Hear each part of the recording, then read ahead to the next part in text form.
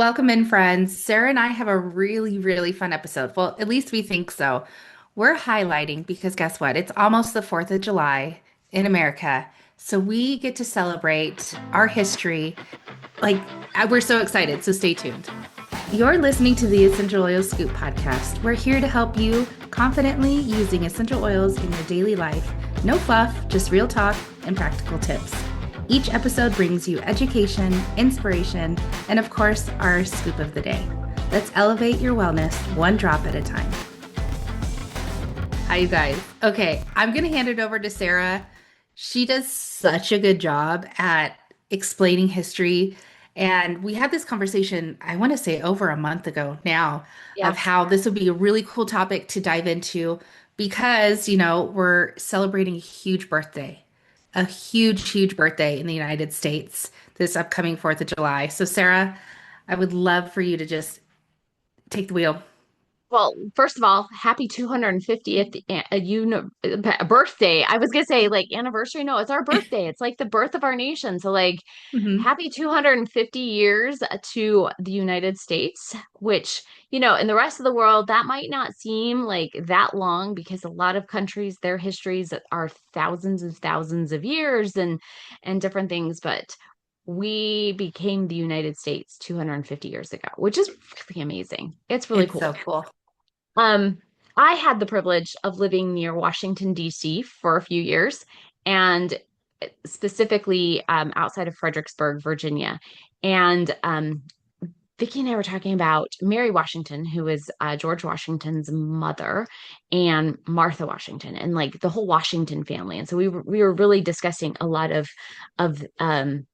basically the father of our nation, right? Like the very first president of the United States and his family's contribution to the world and the cool things that back in 1776 in the 1770s, what they used for medicine. And it's so funny because we act like, how many It's times, new aged. yeah, how many times have we heard essential oils or plants are new agey? They're not new agey, you Mm, guys. far from it. Uh-huh. Far from it. They're thousands of years old. I mean, Yeah. okay, I'm going to get into a little bit of world history here for 2 seconds, but in Do it. the in the pyramids, when you open sarcophaguses, you find essential oils. You find frankincense and myrrh.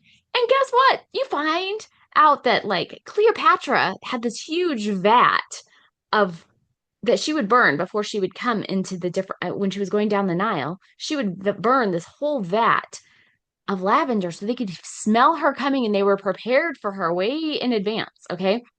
And now here we are, fast forward 2026, and we're like, oh, I don't know. I need more research done. You should see her look, guys. Really?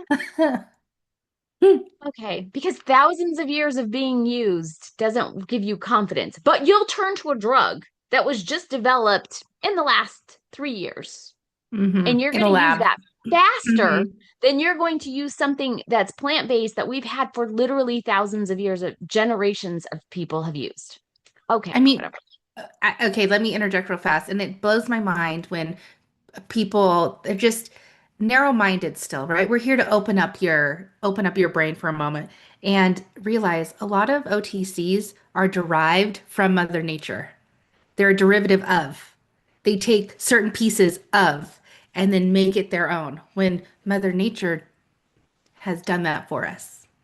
When we don't, it blows my mind, guys. It blows my mind. Do you know how many pharmaceutical companies go down to the Amazon to get plants and then they bring it back to sit there and synthesize it so they can mass produce it and sell it for a pretty penny?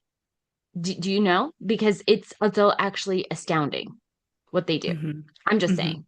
Like, Hmm. you have no idea what these companies are doing. You think it's all like potions. No, no, they start with a plant base and then they synthesize it. And this is where you get side effects. This is why we have side effects because they synthesize everything and that creates side effects. So, Just anyway, saying. I'm very excited to talk about this episode. So, what I was talking to Vicki about was I was so impressed with Mary Washington. This is George Washington's mom. I was so impressed with her home and how she insisted that her garden be very have everything that the Mercer Apothecary had at that same time. And so the Hugh Mercer Apothecary is in Fredericksburg. You can go see it. You can go see, you can walk up the stairs. You can go see the whole thing. And if you are lucky enough to have some of the actors, because they will have actors come in there and portray, as soon as you walk in and that bell rings, they ask you, "Welcome. Are you here for your annual? Are you here for your annual bloodletting?" And you're like, "Wait, what?" And they have leeches there, and it is as if you walked into the 1770s all over again. You get to walk into this, and it is scary because you Wow. get to see the tools of that surgeons use, which are basically like hacksaws and their dental equipment. There is a false thought that, George Washington had wooden teeth. He actually didn't have wooden teeth. And I know that that's like a misconception that we've heard for years and years, that he had wooden dentures, but he actually never had wooden dentures. He actually paid people for teeth, and they created dentures out of other people's teeth, and he actually paid them. So he would pay different people. Slaves, sometimes they were slaves, and sometimes they were other servants, and sometimes they were just other people. And he actually paid for all of these teeth to be put together to create his own dentures, but they were extremely painful. He didn't like wearing them all the time. But there you go. He didn't actually have wooden teeth. He had real human teeth, that he actually paid for. And I've seen the receipts of his ledgers paying different people for their teeth. Wow.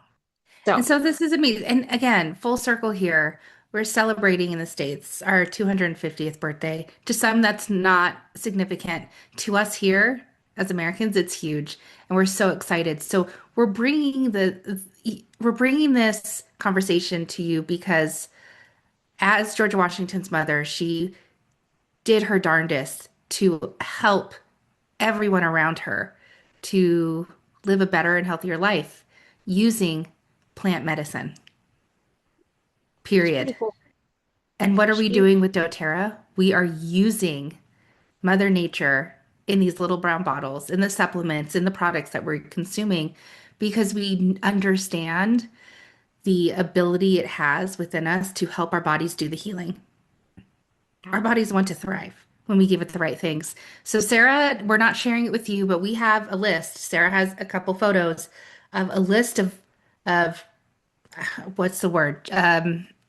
herbs, Or medicines things. that they would Yeah. use, plants. It- Basically, this it- is from their plant garden of what they would use at the apothecary. And then Mary Washington had it put into her home, and George and Martha actually put it into their home in Mount Vernon as well. So, like, this is the tie in of our founding nations. But we thought this is a great tie in of how essential oils, plant based medicine, can tie in to the 4th of July. yes, yes. So, okay. I'm gonna look at the picture. I'm gonna start with number one. I'm just gonna go down. Hyssop. Okay, doTERRA had hyssop essential oil. I'm just letting you know that in this guide for the apothecary shop, hyssop, it would be given for sore throats, uh, to gargle. It was supportive for any stomach issues, worms. I'm reading off the paper. I'm not making Yeah, this up. it was an expectorant for coughs too. So, Hmm. like, this is pretty cool. And we know that hyssop was also mentioned in the Bible. We're New talking like Age. these are things. Stop saying it's new age. Like it drives me crazy. I'm like, it was in the Bible. Then we also have like where it's in like 250 years ago in gardens that people would have to help their families. So I'm just, Yeah. Well, then what about, we're not going to go through this entire list because no, we're this just episode would be highlighting. quite long. Oh, But there's over 60 plants here, guys, that yeah, we could cover. And Vicky and I, we'll start chatting about we'll just every gab. single one.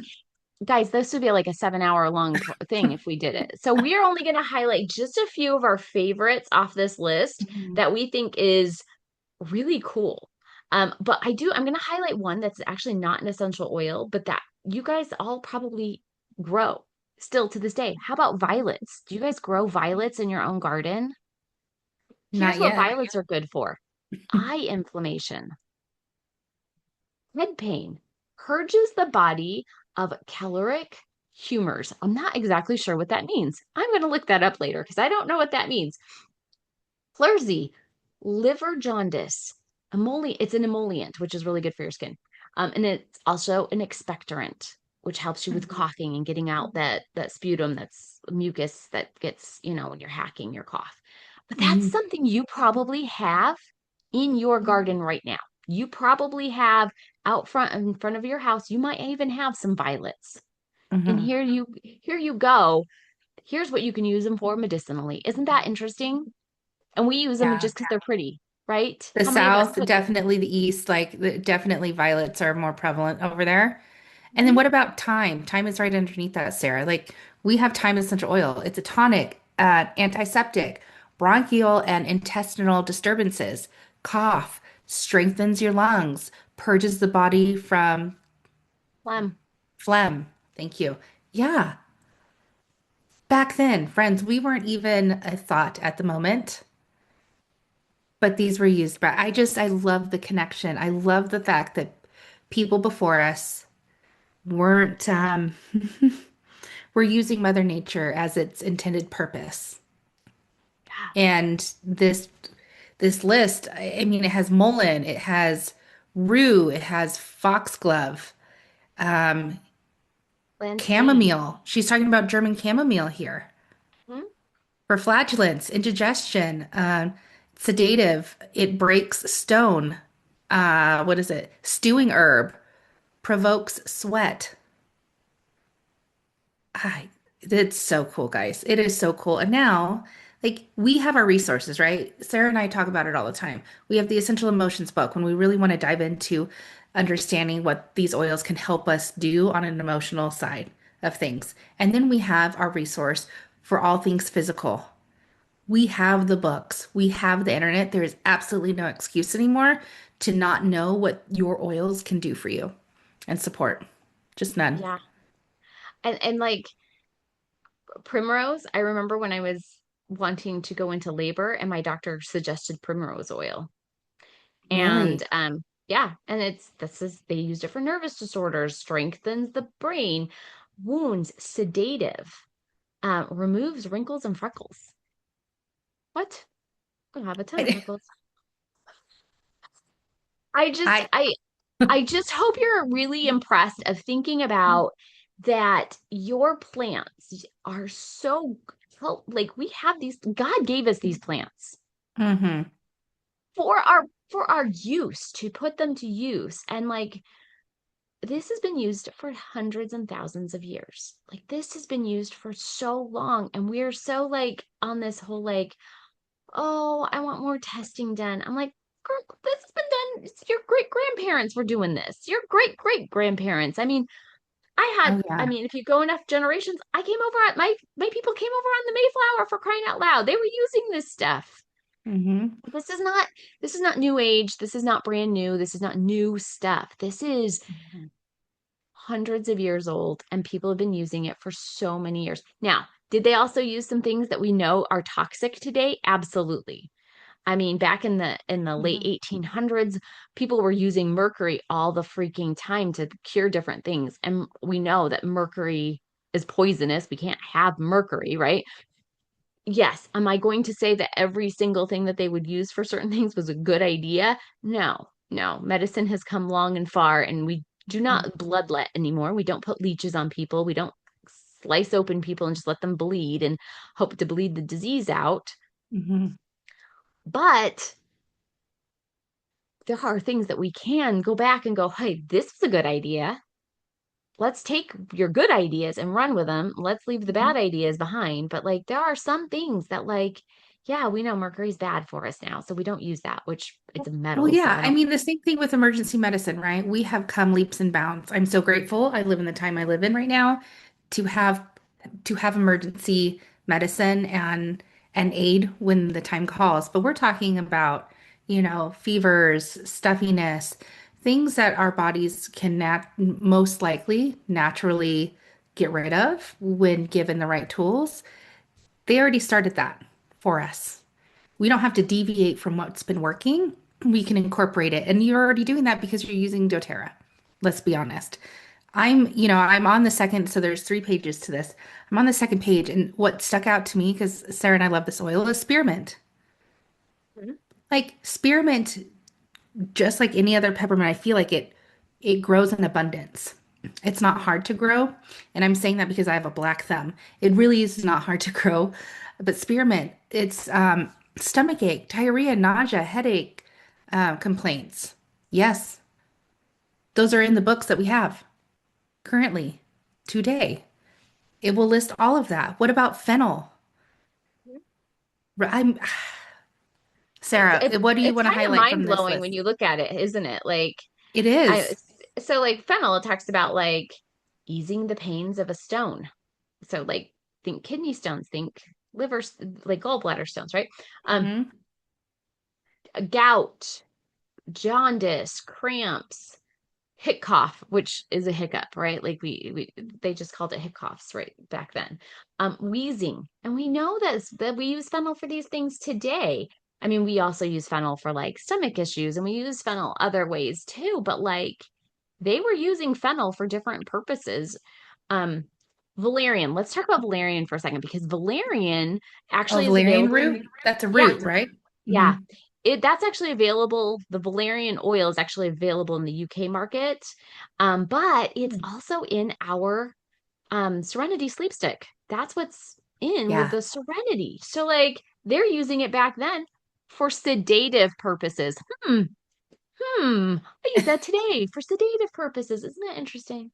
And they talk about like headache, palpitations. Well, think about it. If you are really excited and your heart's kind of going really fast for palpitations, valerian might help you to calm down a little bit, huh? Because we know because it's in our we use it for our with our serenity. What I didn't know, constipation. Interesting. Yeah. Hysteric Mhm. complaints and vapors and epilepsy. Yeah. Amazing. Yeah. Amazing. They're talking about echinacea here. They're talking about peony for falling sickness, nightmares, melancholy dreams for peony. Lavender, again, lavender is so well known. There's been a ton of research for lavender, not lavendin, okay? No, yeah, Not the this is other lavender. varieties of Hmm. headache, giddiness of the brain, Do you love indigestion. that? Like that makes me Yeah, giggle right there. The giddiness of the brain. Brain chatter, guys. yeah, Brain chatter, ADHD, this is what they mean by giddiness of the brain. But don't you love the language of that? Like yeah. giddiness of the brain. That's so true, though. It's super cute. Prevent nausea and fainting, antiseptic. They knew that then. We get to know that now. And that's just a bit of what's on here. They talk about marshmallow, which that would be super cool if we had. I'm not gonna lie. Cough, sore throat, bronchial complaints, soothing enema. Enema. Enema, thank you. Soothing enema. That makes more sense to me. Thank you, friend. I, friends, I don't know. I loved this conversation when Sarah was like, "Why don't we talk about this?" 1000%. I mean, we will die on the mountain of this is not new age. We will die on the mountain of so many men and women before us have been using Mother Nature to help support our wellness, our whole body wellness. They're not just talking about physical ailments here. They're talking about emotional and physical. If you're reading between the lines, if you're really listening to what we're saying, they were already supporting both mind and body. So we get to do the same and we get to learn more. Sarah, on the last page, what stands out to you?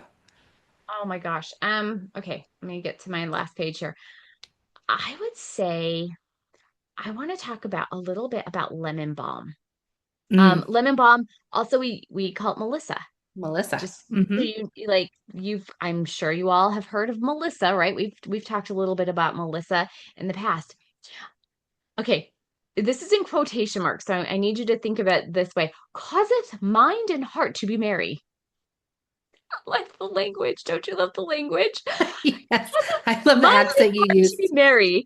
Like I kind of want that to be in like some sort of like, I don't know. Like Make a social period. post about that, friend. Yeah, like some period drama, I think it needs to like anyway, it soothes stomach cramps, strengthens weak stomachs and sickly bodies. Gentle tonic, said a sedative, treats bladder disease and insomnia. Interesting, right? Like how Hmm. interesting is this? I just so that yeah, I was like, well, we do know about we do use Melissa to this day. Melissa is wonderful. If you are having some really depressed, sad, deep emotions, Melissa's a fantastic. And here we are. Here we are talking about lemon balm, which is what Melissa can be known for as well. Um, the other one I wanted to kind of talk about was rhubarb. Now, I Yeah. love rhubarb, and rhubarb grew in my backyard as a child, and I love rhubarb, right? Mhm. Sometimes my favorite pie in the entire world is a rhubarb strawberry pie. Love them, love them. I love how tart they are. And rhubarb was used to cure dysentery, and it helped be as a laxative. So, how cool is this? Like, So this is stuff I cool. eat when I was a kid. Like, I was just like, um, but there's so many things that, mustard, mustard seeds. I'm sure you've all heard at at some point, you've heard of like mustard poultices, right? Like they would put mustard plants on wounds and different things to Oh, help. yes. Yes, I And have heard so that. it was really good for chest colds. And they would put, I mean, I know people to this day who will still use a mustard pack on their chest. Think of Like, it like, yes. So you said pack. That's how I know of it. It's the expectorant of supporting whatever gunk is in here. It helps to alleviate. mhm. Yeah. Sore muscles, like they would use these. This is not like they weren't like, this was like stuff that they all knew. They passed this Mhm. information down from generation to generation. Oh, my mother used this, so I will use this, right? They didn't, yeah. Anyway, there's so many different things. Like I said, there's like 50, 60 different herbs and plants that we have on these lists. We don't want to talk about every single one of them, but we just wanted to highlight the fact that this kind of ties into the 4th of July and the celebration that we have of the birth of our nation and how our forefathers and foremothers, I guess we could Mhm. say, really had an impact on the health and wellness of people of even that time frame. And I mean, bloodletting was a new agey idea for the time. Um, I remember them talking about at the apothecary how that was kind of new agey. That was kind of different.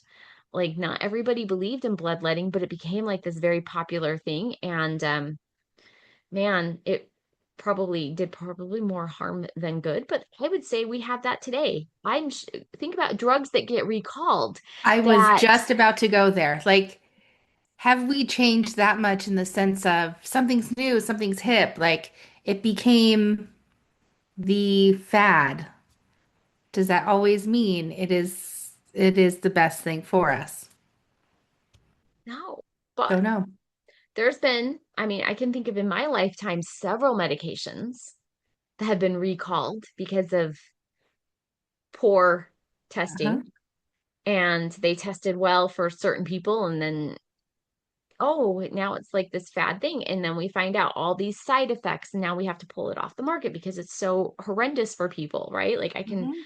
I can remember being put on a couple of things myself Same. throughout my life that I'm like, oh, now that's been recalled, and oh, now we know it causes cancer and it causes this and it causes that and blah blah blah, right?